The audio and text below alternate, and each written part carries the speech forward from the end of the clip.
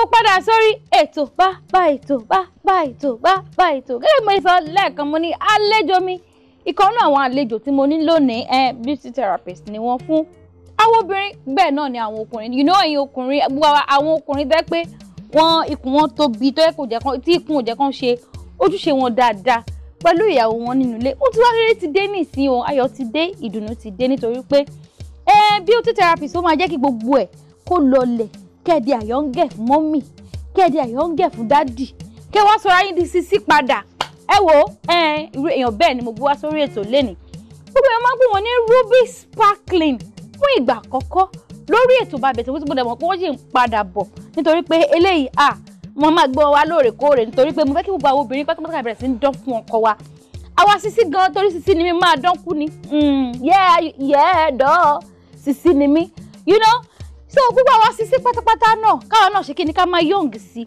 àwa tá ti pé 40 ká look 25 àwa tá ti wà ní 30s ká look 18 bẹ́ẹ̀ ni o dream mi nìyẹn ruby sparkling herbal spar ẹ bá ń káwọn ara lójú ìdí ẹ̀ ń sọ̀rọ̀ ojú tó ń sọ̀rọ̀.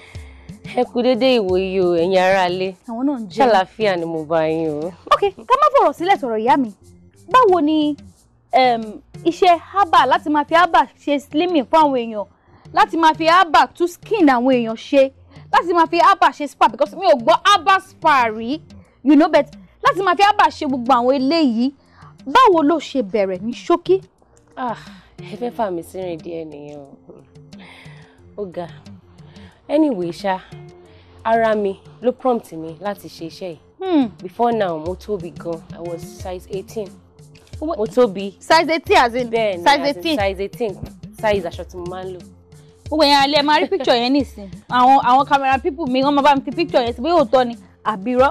mo tóbi gan then I wasn't this sophisticated with my skin so ara mi ṣá gbà tó pẹ́ tí mo ti ń wá ìmọ̀ kiri pé kí ni mo lè ṣe mo ti try gbogbo oríṣiríṣi nǹkan tí ò ṣe mo wá wò pé màá sort internet mo wá pàdé lady kan ló bá ní èmi ò ṣe lọ sí UK pé there is this school in UK tí mo lè lọ mo ṣáàṣì gbogbo process yẹn mo ṣáà lọ kọ́ pa skin care gbogbo anatomy skin anatomy layers everything ṣáà tí mo ní láti mọ̀ pa skin mo ṣáà kọ́ wọ́n ti máa ṣe tán bẹ́ẹ̀ lecturer mi kan ló bá ní pé èmi tí mo ṣètú ní ìmọ̀ sí tó wù mí pé mi ò ṣètú lọ sí Mexico kí n lọ kọ́ sí wọ́n pe gbogbo kíní náà lórí owó ni o ṣùgbọ́n torí nǹkan tí mo fẹ́ gain mo ò ní choice mo ti lọ sí Mexico.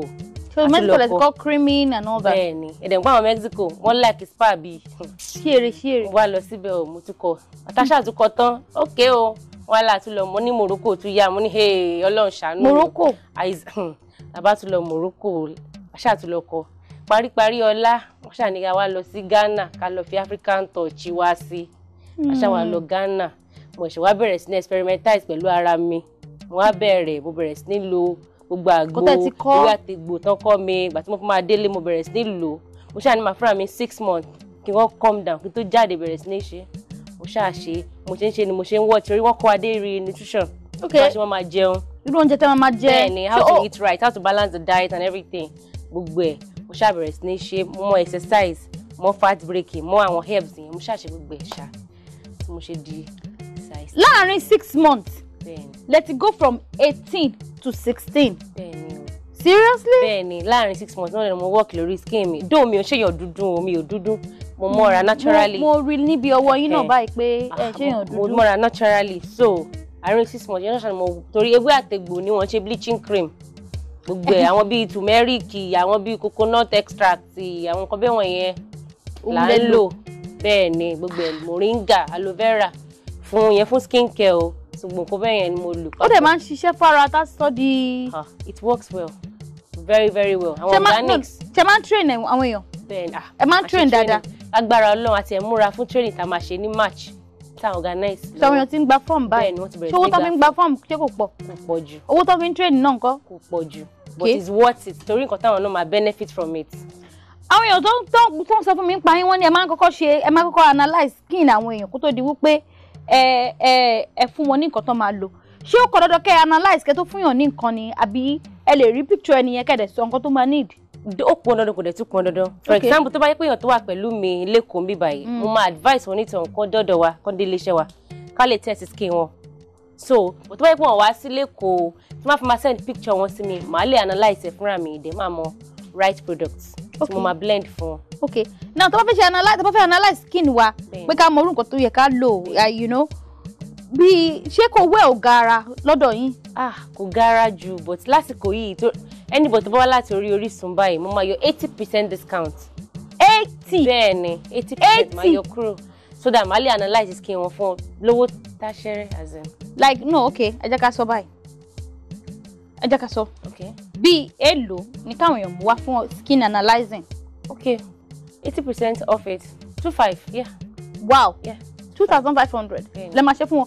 Okay ìrẹ́dẹ́ gbogbo tó ń wọ̀ mí nínú ilé gbogbo ẹ̀yin tèmi nínú ilé gbogbo fẹ́ràn àwọn obìnrin mo fẹ́ ká máa tú ara ṣe ká máa dán sí ọkọ wa lọ́rùn gbogbo àwọn obìnrin tẹ́ pé a máa tú ara ṣe a lọ ṣojú a lọ ṣara a ṣerun ọkọ wa wá dé àwọn àbò mi ò fẹ́ yẹn mọ́ yá dọ́ọ̀ mi ò fẹ́ yẹn mọ́ you know mi ò fẹ́ mọ́ mi fẹ́ kí anybody tó bá ti wà nínú létí ọkọ wa ẹ darun yẹn lẹ̀ kí wọn kúrò nǹkan tẹ́ ṣe kó fi ọwọ́ kàn kí ara wọn gọ́gọ́ ọgbà èmi lolóhùn jogun obìnrin tó rẹwà báyìí fún kí ẹ bá ọkọ yá wà nílẹ̀ wa dẹ̀ nẹ́ẹ̀tì mo rí rárá mi ìfẹ́ yẹn mọ́ you know so a ní láti wá analyse skin wa wọ́n ní gbogbo àwọn tó bá ti wá láti Orísun pátápátá wá pé láti Orísun tẹlifíṣàn ni o mo fẹ́ wá analyse skin mi wọ́n máa ṣe fún yín for 2,500 wọ́n máa cut 80% kúrò wow ẹ ṣé mo dúpẹ́ àjọṣepọ̀ wa ò ní bàjẹ́ now ẹ jẹ́ kí n wo káwọn èèyàn má lọ rò pé makeup box leg bag.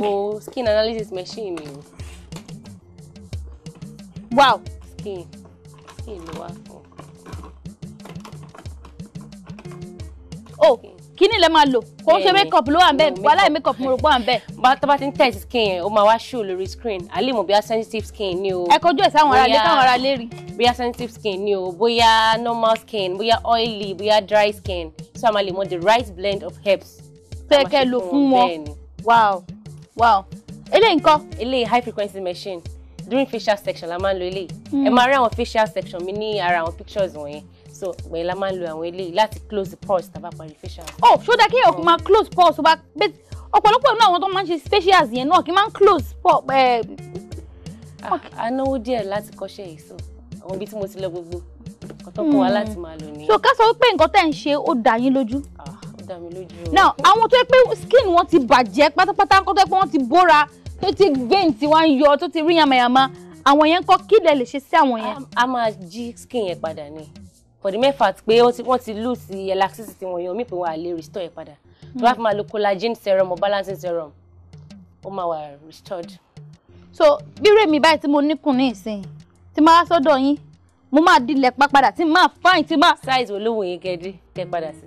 Bóyá kí n padà sí US 12 size 12. Which is fine we can achieve that in 3 months. Yeah we can. Láàrin oṣù mẹ́ta máa achieve ẹ̀. Bẹ́ẹ̀ni. Okay gbogbo ẹni tèmi nínú ilé máa wò mí in the next 3 months you know wọ́n máa di not lẹ̀ pa o. But I like my ọ̀rọ̀bọ̀ yeah mo like ọ̀rọ̀bọ̀ mi mo like mo ṣe rí ṣùgbọ́n kí n kàn bọ́ sí size kí n bọ́ sí UK 14 US 12 you know kí n kàn tún you know ẹ ṣé mo dúpẹ́. Now ṣé ǹjẹ́ ó ní ìgbà kọ̀ọ̀kan tẹ́ kábàámọ̀ wípé ẹ go into this. Kò ṣẹlẹ̀ rí Ọlọ́run ní jẹ́ kó bá mi ṣẹlẹ̀ kò ní ṣẹlẹ̀ kò ṣẹlẹ̀ rí. I love my job I love my profession as in I love doing it. Àwọn èèyàn kan sọ pé tí wọ́n máa ń kọrin wọ́n lè máa ń kọrin. Wọ́n sọ pé máa ń kọrin wọ́n lè máa ń kọrin. Ó ga. Ó yẹ kó kọrin díẹ̀ káwọn alẹ́ ẹ kọrin díẹ̀ káwọn alẹ́ gbọ́. Ẹ gbé kínní ilẹ̀ kẹ́ balance kẹ́ kọrin. Ilé ìtẹ̀ wá ṣe yóò dá o kí. Ẹ mú mọ̀ ẹ kò kọrin fún àwọn olólùfẹ́ yín inú ilé àwọn tó ṣẹ̀fẹ̀ jó olólùfẹ́ yín kọ́ máa fowó tó máa torí òun yẹn máa fi wá yín bọ̀. Great is your mercy towards me, your loving kindness towards me, forever faithful I see, day after day. Thank you. I don't want to do too much. I don't want to cry. Thank you. So beautiful. Thank you. Ẹ kò ṣe ọkàn sí ẹjọ́. Ẹ kò kátàrí kátà padà sórí iṣẹ́ gbàgbé wa gogogogo. Ẹ yọ ọkàn ṣe ọkàn sí. do something for my viewers. Ẹ ṣe nǹkan fáwọn olólùfẹ́ mi nínú ilé, àwọn tèmi nínú ilé lórí ètò bàbá tó bá. Do you believe in love after love? Do you believe in the love after love? Wàhálà yìí lówó. Now ṣé a sọ̀rọ̀ lẹ́kọ̀ọ́ nípa àwọn fún training. Ṣé ẹ máa ń train àwọn èèyàn ní herbal yẹn náà? Any inspector wá fẹ́ learn skincare ni o, herbal remedy ni o, eating right ni o, makeup class gan tún wà. No, wọ́n sọ fún mi pé ẹ máa ń ṣe diet kitchen. Pé àwọn tó máa sọ́dọ̀ yín fún tó máa fẹ́ slim down. Tó máa sọ́dọ̀ yín pé ẹ máa ń fún wọn ní àwọn kan wà tẹ́ máa ń ṣe oúnjẹ fún, tó bẹ́ẹ̀ pé ilẹ̀ máa ṣe oúnjẹ tó máa jẹ fún wọn. Àwọn kan wà tẹ́ pé ẹ máa kọ́ bó ṣe máa jẹun, ẹ máa kọ́ fún wọn. Tó máa dẹ̀ ti follow ẹ̀ strictly. There was one man, ọjọ́ tí mo wá ṣe investigation lọ́dọ̀ yìí, there was one man tí mo meet outside. That man ó wá gba, mo ṣáà rí tó wá gba park kan, mo wá interview ẹ̀ pé okay uncle you are a man, pé kí ló ń ṣe níbí báyìí.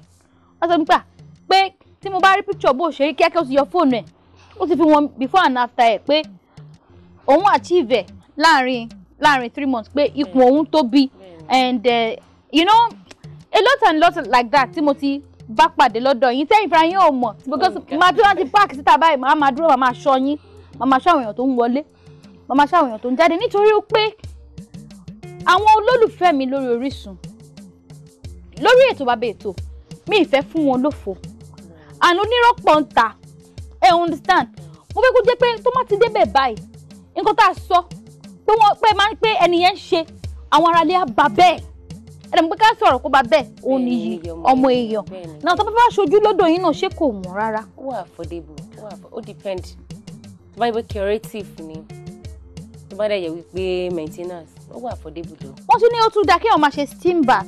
Bẹ́ẹ̀ni. How regularly and kí nìdí tó fi dá kí wọ́n máa ṣe. Steam bath iṣẹ́ tó ń ṣe ó pọ̀ díẹ̀. Steam bath a máa ń lò fún weight loss a dẹ̀ tún máa ń lò fún skincare so depend lórí ètò àwa fún for example yẹn tẹ́ fẹ́ wá fún bí weight loss báyìí lẹ́yìn ìgbà tí máa ti ṣe fat breaking fún yàn tán a máa lo G5 machine a máa lo pin rolling pẹ̀lú herbs a máa fi break fat lára so finally wọ́n ṣe máa wọnú steam room because immediately tí wọ́n bá wọnú steam room yẹn máa lose 5% water fat. Wow. Yes. So wọ́n máa wọnú steam room then pẹ̀lú gbogbo herbs máa fún àti diet routine pẹ̀lú exercise wọn ò bí fat yẹn dá láàrin oṣù mẹ́ta kó máa lọ ìyẹn fún weight loss tó bá yẹ pàtó fífà lò fún skincare by the time that máa exfoliate tara ta polish ta condition ara everything wọ́n máa need láti wọnú steam room láti lè perfect gbogbo nǹkan tó ṣe bẹ́ẹ̀ni. Na ṣe bá ń ṣe cream náà fún yàn. Bẹ́ẹ̀ni ma. Okay, bleaching cream wà whitening wà even tone wà brightening lightening bleaching and even tone èwo lẹ máa ń ṣe. I'm sorry I don't do bleaching creams. So ẹ̀yin ò bleach báyìí. No mi bleach o mo enhance colour mi ni because already mo ti ní naturally herbs mo fi ṣe nǹkan tí mo ṣe a white yín naturally a bright yín naturally kò ní sí pé wọ́n máa sọ pé ilé ń lo cream báwo ló ṣe rí. Wẹ́ẹ́ ó dà pé ṣe yín bí wọ́n yín wẹ́ẹ́ ó dà pé ṣe yín dá yín lójú. Ó dá mi lójú o ó dá mi lójú. Okay. Ǹjẹ́ ó ní nǹkan kan tẹ́ fẹ́ sọ fún àwọn olólùfẹ́ yín nínú ilé? Okay o ẹ̀yin olólùfẹ́ mi ara wa yìí ẹ mọ̀ pé òun ló ń bo àṣírí many people kò dẹ̀ ní dáa ká ṣe ara wa báṣubàṣu we should be mindful of what goes on our skin because tá a bá lọ ṣe mistake lo nǹkan tó yẹ ká lò ọjọ́ iwájú nǹkan ẹ máa rí àwọn alára míì báyìí ara wọn máa ti hún jọ máa dàbẹ́ ni pé wọ́n ní oríṣiríṣi nǹkan lára orí nǹkan ó ṣe jọ torí nǹkan tó ti lò sẹ́yìn ká má wò pé torí pé afẹ́ pupa ká wá ní òkè ká lo anything ká bá skin jẹ we shouldn't do that ká go through the natural process herbal extract tomato turmeric cucumber ká rárá follow ẹ̀ ká lò ó àbáyín ṣe ẹ̀ lò naturally ẹ̀ máa whiten láláìsí kánjúkánjú ó máa dẹ̀ bá yín kalẹ̀. Àwọn ọkùnrin ń wá sọ́dọ̀ yín náà láti wá ṣe ara wọn wọ́n máa ṣe ara wọn lóge wọ́n máa ṣe wọ́n máa ṣe slimming and all that ṣé yẹ káwọn ọkùnrin máa ṣe yẹn ṣá. Ṣé láti fún weight loss. Yes, fún weight loss. Tọkùnrin bá tóbi jù fóbìnrin ṣó máa lè ṣe dáadáa ṣá. Yé àwọn ọmọdé wètò àwọn ọmọdé wètò ẹjẹ́ lọ sókè. Kọ́kọ́ tẹ̀. Wọ́n wètò ọmọdé wètò. Okay, wọ́n ní gbogbo ẹ̀yin ọkùnrin pátápátá pé àwọn ọkùnrin pé ó yẹ kí wọ́n tú ara wọn ṣe nítorí pé tán bá tú ara wọn ṣe wọ́n lè ṣe lọ́kọláya dáadáa pẹ̀lú ọkọ ìyàwó wọn. Ẹ̀yin obìnrin náà ẹ̀yin náà ẹ tú ara yín ṣe 2016 la wà and gbogbo àwa ìyàwó ilé tá wà nulé tá ṣe iṣẹ́ kankan wọ́n ní eléyìí tá máa fi jókòó sílé ẹ wá fún training àwọn máa kọ́ yín bẹ́ẹ̀ náà ṣe máa di ọ̀gá ara yín ní owó bíntín àbí bẹ́ẹ̀ ni o owó bíntín tí ò ní gara okay ó dàbí BBP ní ṣe mọ̀ kí n tiẹ̀ tó ṣe kó má rò pé àwọn èèyàn pupa nìkan náà ṣe ládàá lè ṣe wálẹ̀ fún àtèèyàn dúdú àtèèyàn pupa gbogbo wọn la lè ṣe o dandan kọ́ ni kẹ́ ẹ pupa ẹ lè maintain natural colour tọ́lọ̀ ti fún yín kẹ́kọ̀ọ́ máa dán tí gbèsè lọ́wọ́ pimples ńkọ́ pimples mo ní combo acne combo fún tó máa tó bá yẹ pé láti inú ẹ̀jẹ̀ apá wá láti inú àtúpá láti ta acne combo lẹ máa ń pè bẹ́ẹ̀ ni acne combo so àwọn tá dúdú báyìí ni wà sọ́dọ̀ yín náà àwọn èèyàn pupa nìkan kọ́ la gbé lè ṣe wálẹ̀ fún àtèèyàn dúdú àtèèyàn pupa dúdú a máa maintain kọlọ yín fún yín kàn máa a máa glow a máa dán a máa sparkle yes bí ti yín ṣe sparkle yìí káì ọmọ rẹ̀ Ọlọ́run bá Ọlọ́run máa ṣáná wọlé Ọlọ́run máa ṣe ohun tí mi ń ṣokùnrin o káì lọ gbogbo ọwọ́ tutù ìbáyìí Ọlọ́run jẹ́ àánú mi wàhálà mi mo jókòó yín fi àǹtí ń tẹ wọn tilétilé tọmọtọmọ ó yẹ fún àwọn èèyàn ní BBP ní àǹdẹ̀ǹkẹ́ tó fún wọn ṣé wà lórí Facebook orúkọ yín bẹ̀ Ruby Sparkling Herbal Spar náà ni ok lórí Instagram Ruby Sparkling Herbal Spar Twitter ńkọ́ no yes lórí Twitter ok BBM ńkọ́ 590 0E180 lẹ́ẹ̀kan sí 590 0E180 ok nọ́mbà yín WhatsApp mi náà 08062082621 lẹ́ẹ̀kan sí 08062082621 ẹ bá mi kí àwọn ará ilé sọ fún wọn pé ẹ mo máa retí wọn. a máa retí yín o Valentine ló ń bọ̀ yìí o kẹ wá túnra ṣe kẹ nobody can steal your shine that. wọ́n ní nobody can steal your shine èmi gan nobody will steal my shine. ẹ fún mi ní oṣù mẹ́ta mo máa jò mo máa dán jù báyìí lọ. ẹ yẹ ká lọ sílẹ̀ agbára gbogbo tó wọ̀ mí nínú ilé àlejò mi kejì lájọ máa wọlé dé Ruby Sparkling ẹ ṣé mo dúpẹ́ ẹ kú dédé àsìkò.